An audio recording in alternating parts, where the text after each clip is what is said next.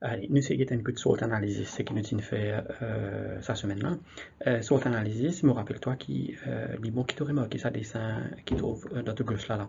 Ça veut dire au fait dans le laboratoire, c'est comme ça qui nous fait SWOT analysis, tu gagnes un tube rack qui fait en 10 bois, et puis là-dedans nous mettons ben test tube, ça ben test tube là, ça là-dedans même qui nous met nous ben anion ou cation, et puis nous ajoutons nos reagents, là nous faisons une observation depuis dans test tube là même. Avant qu'il nous guide sur l'analyse lui-même, tu voudrais faire un petit résumé SALT pour qui concept SALT dissolving la clair. Donc, la première affaire que tu voudrais faire remarquer, c'est un dicel, nous dire qui est ionique.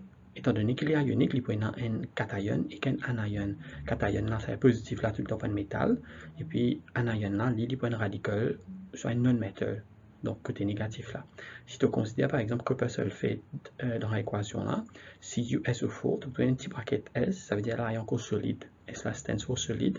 Quand nous mettons dans des deux flèches là, les deux moins, copper 2 plus cation et Q là veut dire qu'il equals, c'est fini fun, plus SO4 2 minus sulfate, 2 minus anion, et equals veut dire il est fini fun. 2 plus et 2 minus, ça c'est parce qu'il y a l'anticopper là dans l'idée, et l'antisulfate aussi D. Comment est-ce qu'un dicel fun? Donc, dit bon, il est intéressant de connaître comment ça passait pour que vous pensez, en tout cas, il y a une bonne conception quand on peut mettre dans des lots qui peut arriver.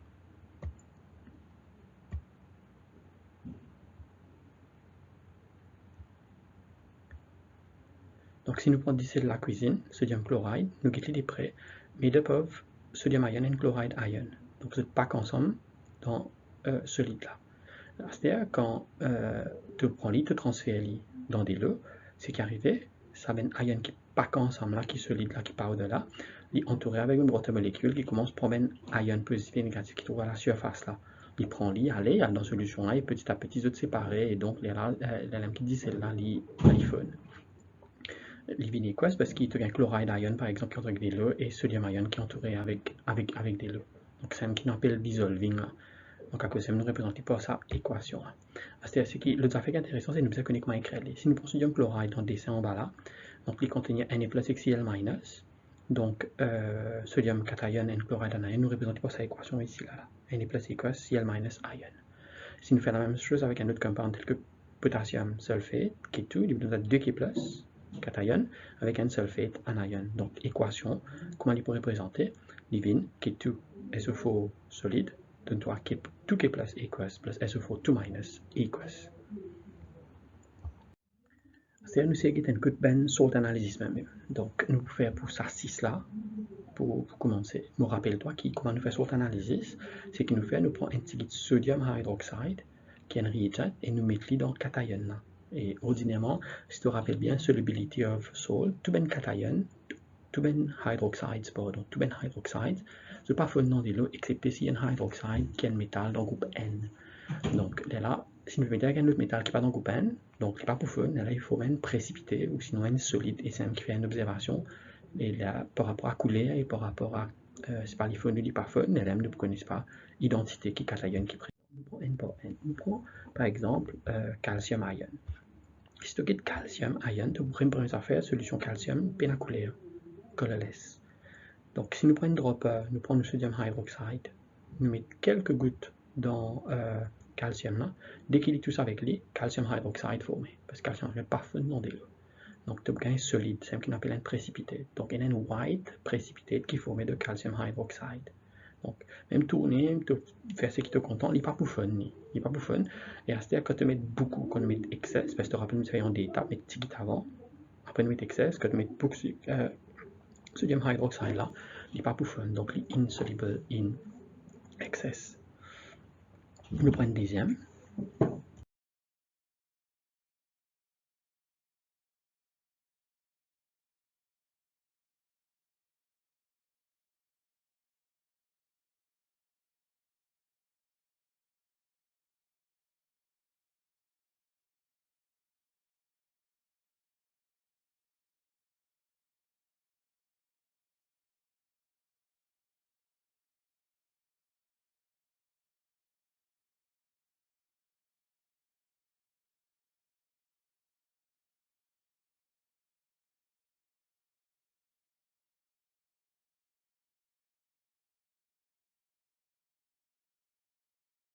Nous prenons copper.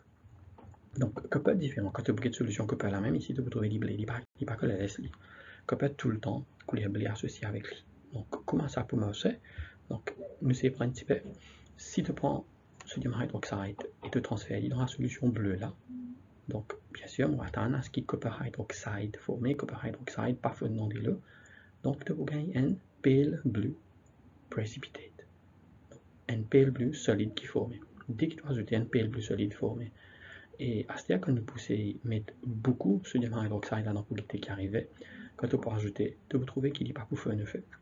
Il est plus concentré, celui de la vie plus beaucoup, mais il n'est pas fun. Donc, copper hydroxide will not dissolve in a lot or in excess of sodium hydroxide. Donc, deuxième ion fini. Donc, troisième qui nous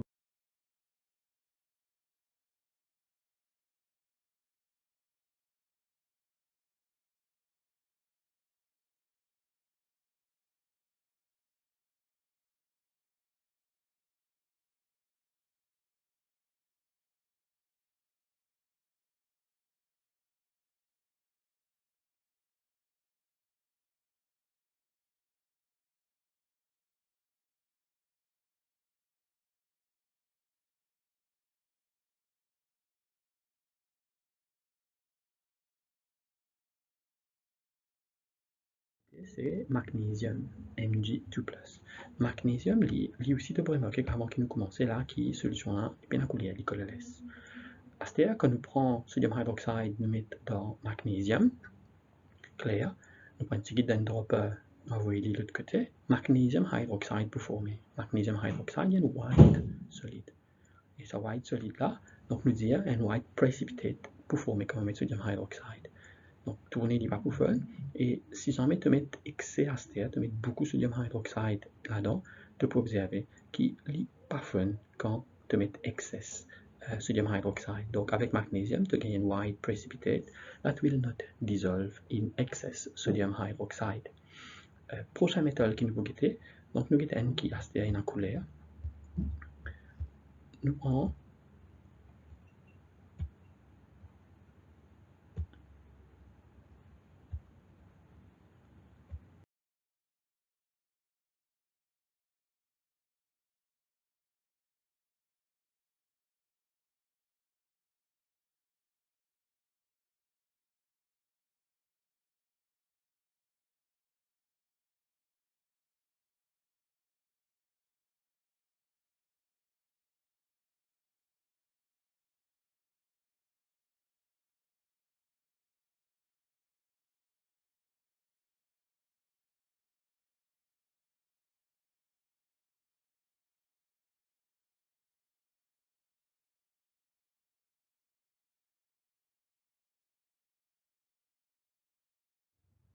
ion 2. Avant qu'il nous commence des affaires. Tu peux trouver une ion 2. Ça vient de prendre un ion qui se valence de c'est Fi2+. Fi2+, ce couleur, il y a un petit peu vert pâle. Donc, une solution, il n'y a pas que la laisse que tu peux trouver. C'est-à-dire que nous mettons sodium hydroxide là-dedans. Sa solution vert pâle là, il peut former ion 2 hydroxide. Et ion 2 hydroxide, ici, il n'est pas fondamental, donc il peut former comme un solide. Donc, quand nous pourrons ajouter pour trouver, il former comme un précipité de couleur un petit peu vert-vert. Donc, avec ion 2 sodium hydroxide, tu gagnes un green ou un pale green precipitate qui forme quand on met ion, quand on met sodium hydroxide. C'est-à-dire si tu mets excess sodium hydroxide, il n'est pas pour fun. Donc, ion 2 pour donner un green precipitate insoluble in excess sodium hydroxide. Next ion, maintenant nous prenons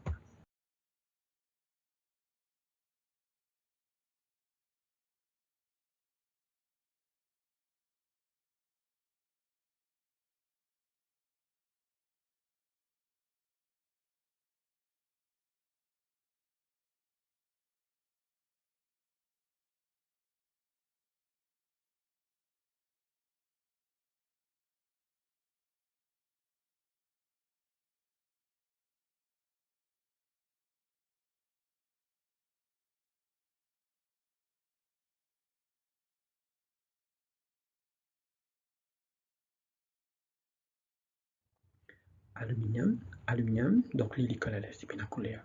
intéressant de ça, quand nous rajoutons sodium hydroxide avec lui, donc quelques gouttes de sodium hydroxide nous passent dans l'aluminium, nous expectons qu'il y ait un aluminium hydroxide formé, un hydroxide aussi insoluble parce que all hydroxides are insoluble. Donc nous gagnons un white precipitate. Ça white precipitate là, quand un petit guide est formé, tu peux trouver des couleurs blanches, il fait solution avec un petit peu opaque, mais seulement c'est intéressant avec l'aluminium, et là tu vous rappelles bien, quand vous mettez beaucoup de sodium hydroxide là-dedans et qu'il me tourne, il dissolve. Donc pour l'aluminium, il faut faire attention, il donne un white precipitate, mais seulement quand vous mettez excès de sodium hydroxide, donc white precipitate là dissolve, il redonne toi là une solution qui colorless complètement, c'est transparent complètement, plutôt pas des plis lipophone, et tu vous trouvez là finalement solution là vient complètement colorless. Voilà. Next ion, vous pensez nous avons un dernier. Donc le dernier.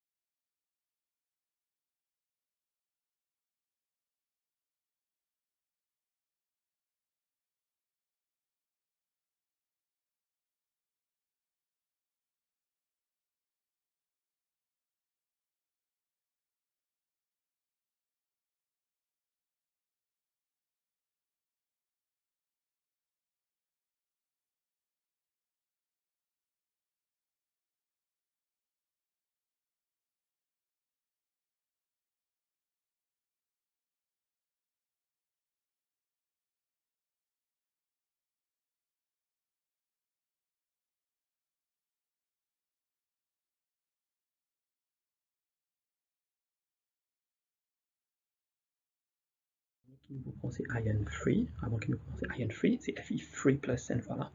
Il pas Fi2 plus couleur vert pâle, Fi free plus, il se couleur même, il y a un petit peu couleur yellow, marron comme ça. Donc, quand vous faites test avec sodium hydroxide, quand vous rajoutez sodium hydroxide dans le ion free, ben, tu as ion free hydroxide cette fois-là, FiOH 3 fois parce qu'il y a ion 3 là-dedans. Ici, insoluble. Couleur, il y a un petit peu brown, marron, rouge, red brown si tu l'as. Donc tu as un red brown precipitate et quand tu peux tourner, ben, il n'est pas pour fun. Et quand tu mets excès sodium hydroxide là-dedans, tu mets en grande quantité, tu peux trouver qu'il est précipité là par fun dans excès sodium hydroxide.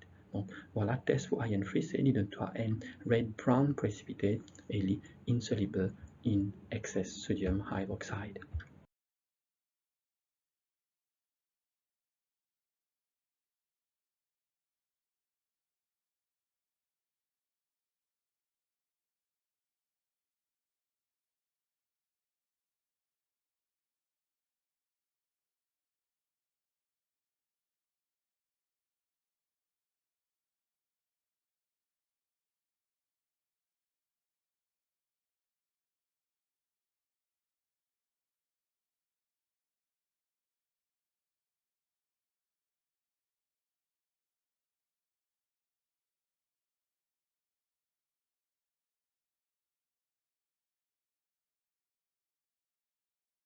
Donc, un petit résumé pour terminer, pour que tu te rappelles, c'est que tu te rappelles pour l'examen, c'est sa table là où fait.